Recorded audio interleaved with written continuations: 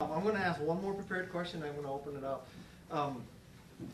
Are we supposed to go 1 hour from the time I started, or 8 o'clock? We're scheduled to go till 8:30, but as long as people want to ask questions and you guys want to stay, then it's up to you all. Steve,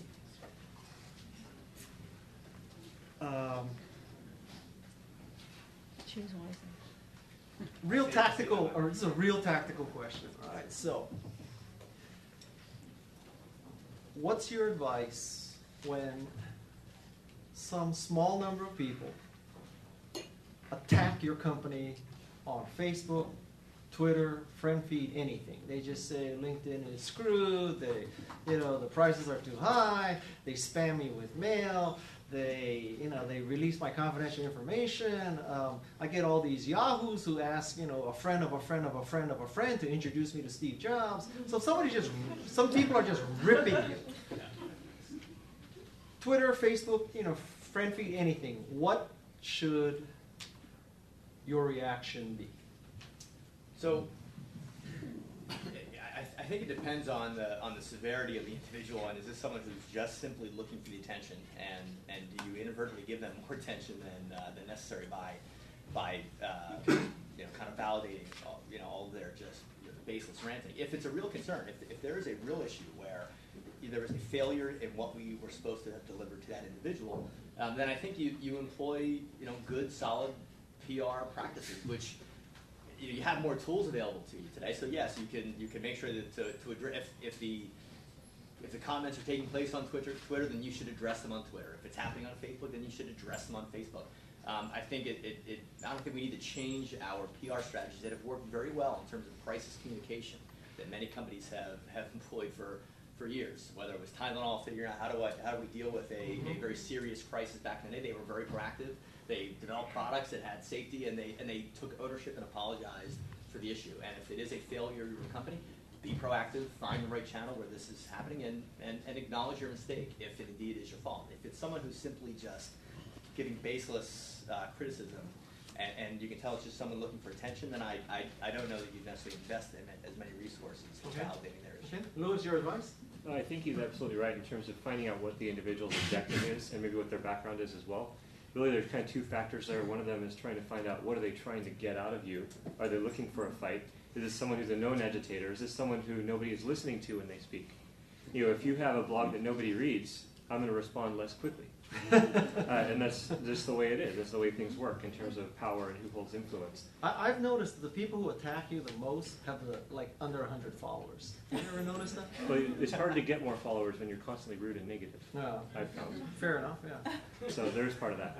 I think it goes back to being truthful and transparent. I think, actually right before I came over here, I wrote a blog post about truth and marketing. Who would ever see those three words in a row? But it's very important. If you can get to the level where people trust what you are saying, and they know that you are kind of a peer, and you can come to them and be trusted, you can have a conversation that is on the level.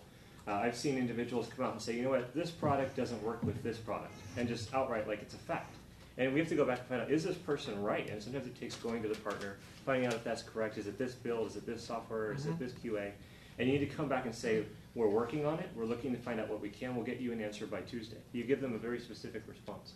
If they are a pack of agitators, sometimes it is best just to let them talk to themselves, and they'll get tired and go away. Okay. Louis? No, I agree. Okay. No, really, All right. Ray? I talk too much.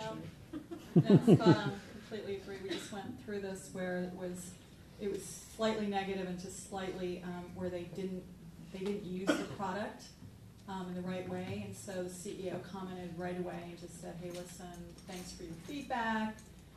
Great observations, blah blah blah. If you try X, Y, and Z, you might have a different result." And so, okay. I just want to highlight something she said that you should really note this. In my career, I've noticed that when people attack a product, if you ask them the question, have you used it? You will find, I think about 80% of the time, they've never used it. They're just espousing some theory that, They heard that something sucks, so they're saying it sucks. And if you ask them, have you used it? Most of the time, you'll find out they've never used it, and yet they're attacking you. Very interesting. And one more thing before I forget that also came out of Renee's mouth. If you want to see a company that has really utilized video well to spread its brand and to engage its customers, look at what the Mayo Clinic has done, where it interviews Mayo Clinic patients talking about their Mayo Clinic experience using a flip minnow, like $200 camera. It's really well done. It's something I would advise you to do. So with that, that's the end of my question. You reached that one. Okay, so the question is that perhaps, even with Twitter's so-called ubiquity, that many of the serious buyers, the serious customers, potential customers of your product, are not on Twitter and Facebook and all these other things. So this panel has had a bias towards these things. So what if your potential customer is not on these things, and what should you do then? How should you reach them? Is it a good summation of the question? Yeah, so go ahead. Anybody? Well, I think it's a very, very good point. My wife is not on Twitter. She buys more things than I wish she did.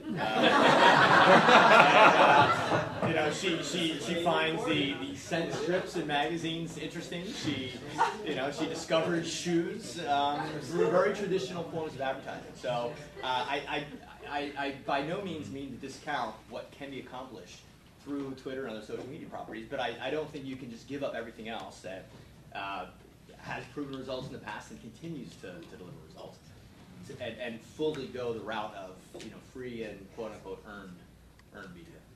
Okay. Any other? Well, I think his question pretty much echoed my teasing you view earlier. Yeah, traditional is not dead. It may suck in some cases. There's no question about it. I get bad press releases too, but I'm not going to kill the industry because of a few bad apples. So the traditional PR pitching of going out and finding the influencers wherever they are, be it in news media, be it on blogs, be it on these social media things, that does not change. You need to find out where your customers are going to be, where are they hanging out. What's happened with the social media is that you have more places to go, like Renee was saying. It's gone from 20 influencers to 200 to 6,000. And you just need to find out where those are and participate. It's hard work, but it does pay off. Okay. Louis, Renee? I fully agree with you. There are many people. Well, I mean, Facebook is kind of tough. It's what, 300 million now? I mean, there are many people not on Facebook, but and they may not be active users. I mean, just the that's number doesn't represent. No, I fully agree with you. The thing is that if you search, that's once you find. Because I'm on Facebook and I don't use it. So. Right, but if you search to get what people think about the Pan Prix, who will you read? The people on Twitter, on bloggers, and the press, obviously. That's all. So that's why they matter so much. Okay. Okay. So I think you have to talk to them. Traditional media is not dead yet. The Moshi, Monsters example is one of them. I was out for drinks with a friend of mine who's a lawyer, and he's not actively, he does live in the Bay Area, but he's not active on a lot of these social networks. And I went to order a glass of wine. He said, "You can't order a glass of wine in this place." And I said, "Why not?" He said, "GQ says this is the place for specialty drinks. It's well known all over the country. You don't know this." And I said, "No, I don't read GQ." And he's like, "Renee, GQ, this is, And so there was this, it's like, all right, I'll order something else. So I think that was 2 nights ago. So, traditional media is not Is that dead. Geeks Quarterly? I think if you look at Apple, a company with an amazingly cultish following, which I think you were probably the David Koresh of that. I'll take that as a compliment. But they still advertise a lot. I mean, how many people have not seen the? Is there an app for that? Advertising that runs on television and in magazines. I'm a Mac and I'm a PC. You could argue that they have legion, their followers are legion, and yet they still realize that advertising is very important and use very traditional means in which to do that advertising. Okay. You got a question here?